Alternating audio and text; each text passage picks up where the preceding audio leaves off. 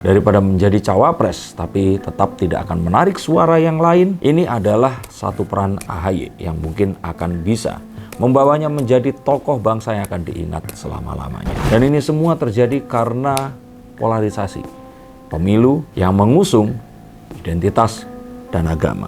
Pengharaman tentang sesuatu tidak muncul saat dulu masih ada P3 saja sebagai partai. Tidak masalah jika mereka tetap ada di dalam ranah agama, tetapi jadi bermasalah saat ini semua digunakan dalam kampanye politik.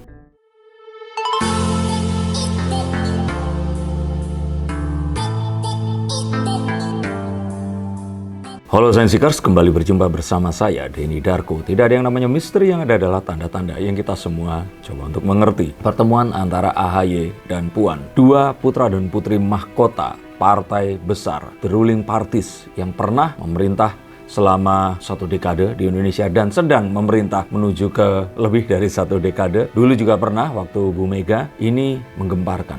Setelah tidak mesranya hubungan antara Nasdem dan PKS dengan Demokrat saat Demokrat meminta Anies Baswedan untuk segera mengumumkan calon wakil presiden pilihannya. Betul sekali, Mas Anies ini diberikan wewenang penuh, tetapi sepertinya wewenang tersebut entah tidak kunjung digunakan ataukah memang hanya politik panggung depan.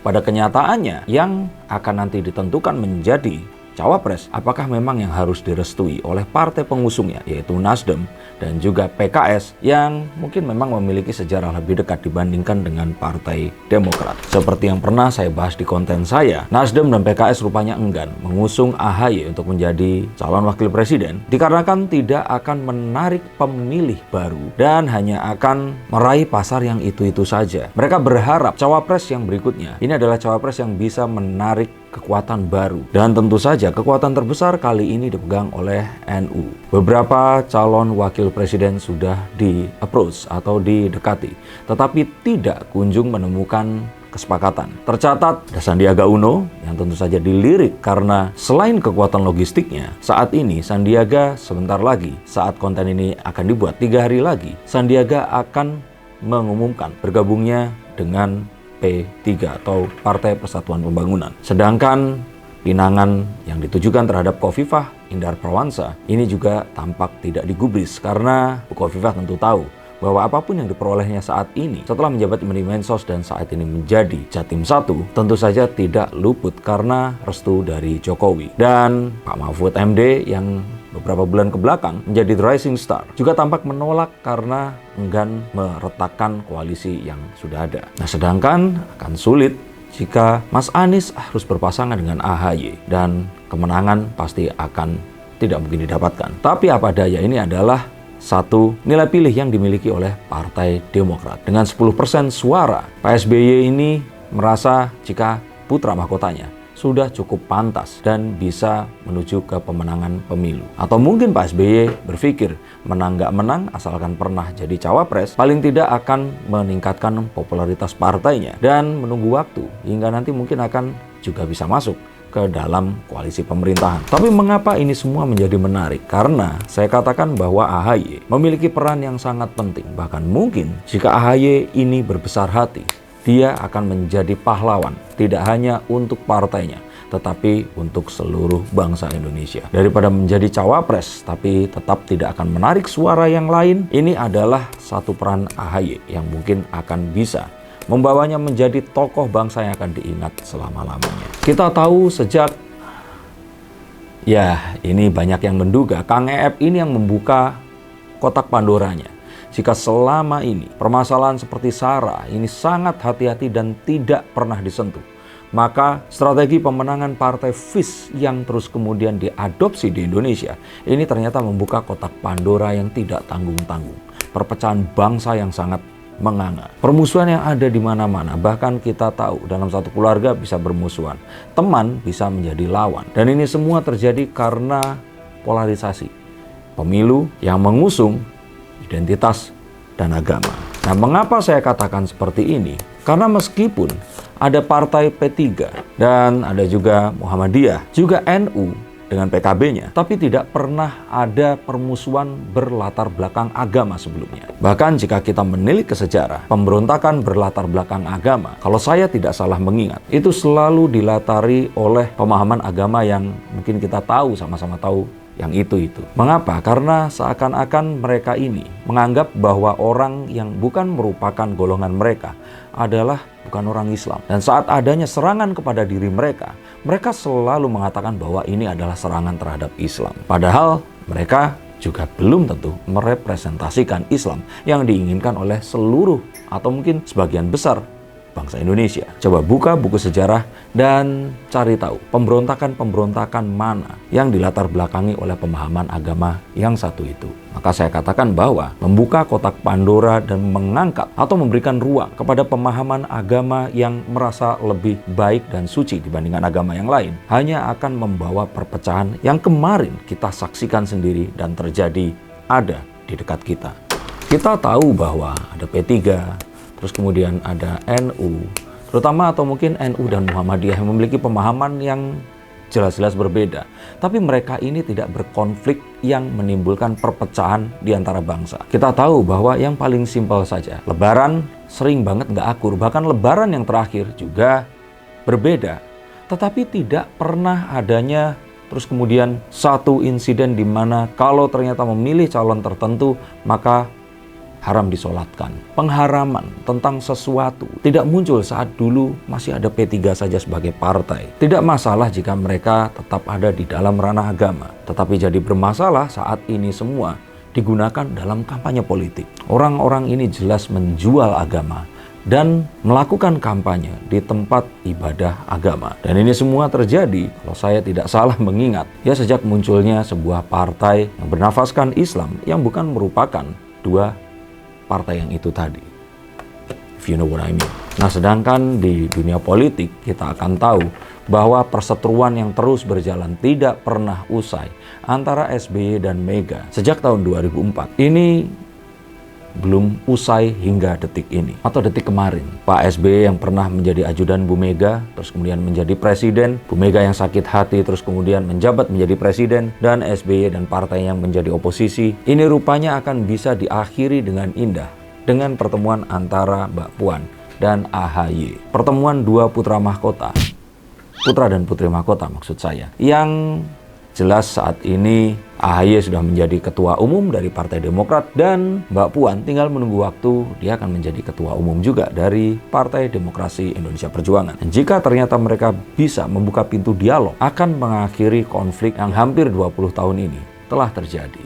Jika itu dilakukan, maka sebenarnya cerita tentang Sandiaga Uno dan Prabowo yang terus kemudian ditarik ke kubu pemerintahan ini akan terulang kembali, dan ini membuktikan bahwa apa yang dilakukan oleh PDIP ini bukanlah gimmick atau tipu-tipu dan akrobat politik semata, tetapi usaha untuk mempersatukan bangsa, usaha untuk merekatkan sesuatu yang pernah dibelah dan dipisah, di mana pemisahan ini tentu saja sangat menggiurkan untuk partai oposisi dan partai yang tidak terafiliasi dengan pemerintah. Mereka menggunakan saja hal itu tadi, sama seperti kecurigaan waktu Prabowo dulu menggunakan 212 sebagai kendaraan politiknya, dan saat Prabowo merapat ke pemerintah, kemudian mereka semua menjauhi dan mengutuk pilihan dari Prabowo ini tadi. Dan apakah Prabowo di situ digimiki? Saya pikir tidak. Sandiaga Uno memperoleh apa yang selama ini diharapkan.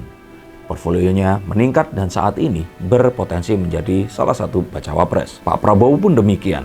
Ini merupakan sebuah akhir yang manis. Setelah 2 periode dia berusaha untuk menjadi presiden tapi ternyata gagal. Dan masuknya AHY ke dalam koalisi pemerintahan akan sangat memungkinkan persatuan antara PDIP dan Demokrat yang selama ini dirindukan akan terjadi sebentar lagi di bulan ini.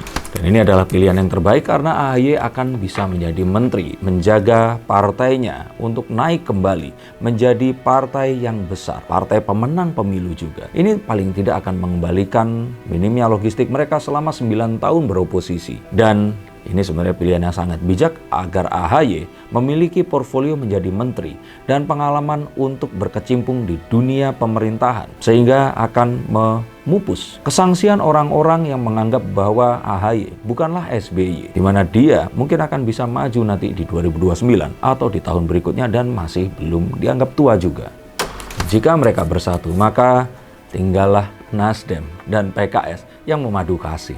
Atau ini sebenarnya sebuah ironi, karena Nasdem dan PKS tidak pernah satu tempat tidur sebelumnya. Nasdem yang dianggap sebagai partai yang memusuhi Islam karena mendukung Ahok saat itu, saat ini dianggap sebagai partai pembela umat hanya karena mengusung Anies Baswedan. Begitu dangkalnya pola pikir berpolitik orang-orang Indonesia kebanyakan. Dan meskipun mimpi Surya Paloh untuk menjadi seorang kingmaker di sini akan pupus, tapi paling tidak partainya akan selamat. Dan satu-satunya cara menyelamatkan Demokrat agar tidak ikut pupus adalah dengan merapat ke Prabowo.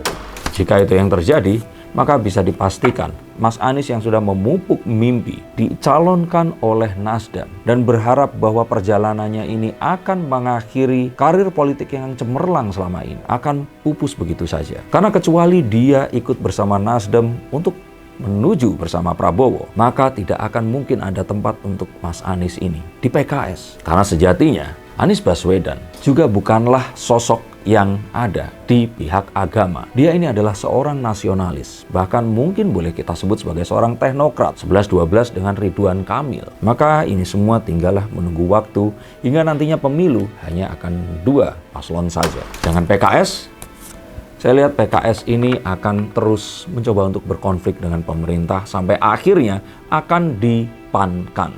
Betul sekali, saya melihat PKS akan bernasib sama seperti PAN dengan memprotoli partainya, menghilangkan ideologi Islam yang berbeda dengan Islam yang ada, dan akan disuntikkan ideologi nasionalis di dalamnya. Sama seperti PAN yang dalam nasionalismenya mulai melipir-melipir ke agama dan disembuhkan dengan dicopotnya Eyang Amin Rais dari posisinya dan membuat PAN menjadi partai yang bisa tetap berkiprah dalam pembangunan Indonesia hingga hari ini.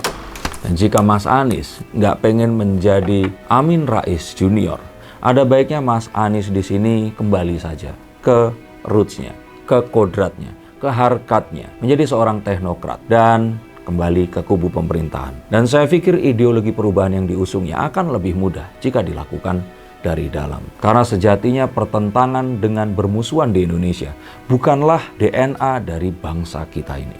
Dan mengingat bagaimana tren Timur Tengah, permusuhan yang membid'ahkan. Ideologi jika bukan kami, berarti kalian adalah lawan. Dan mengklaim umat atau Islam adalah kita dan yang lain adalah bukan, mungkin akan segera bisa diakhiri. Dan satu-satunya pahlawan, Mesias yang akan mengakhirinya, ini adalah Agus Harimurti Yudhoyono atau AHY. Karena dengan bersatunya AHY menerima pinangan dari Puan Maharani untuk merapat ke PDIP, menerima posisinya menjadi menteri, otomatis akan menggembosi dan membuyarkan nafas revolusi umat yang ingin menghancurkan musuh Islam yang dilakukan oleh rezim yang selama ini menzolimi umat muslim, di mana jika ini berhasil dimusnahkan, maka kita akan bersatu kembali, melihat ke masa depan dan membangun Indonesia dengan lebih baik lagi. Bukan saya mengatakan bahwa ideologinya ini salah, tetapi pragmatisme yang digunakan oleh ideologi itu tadi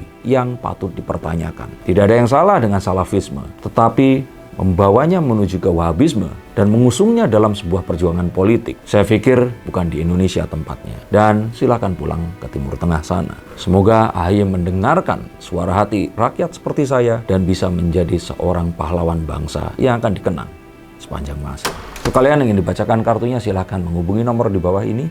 Terima kasih atas atensinya. Pilihlah pasangan yang kalian memang unggulkan dan mewakili apa yang menjadi aspirasi kalian, dan upayakan untuk jangan golput karena pilihan kalian menentukan nasib bangsa ke depan nanti. Terima kasih, sampai jumpa dan salam.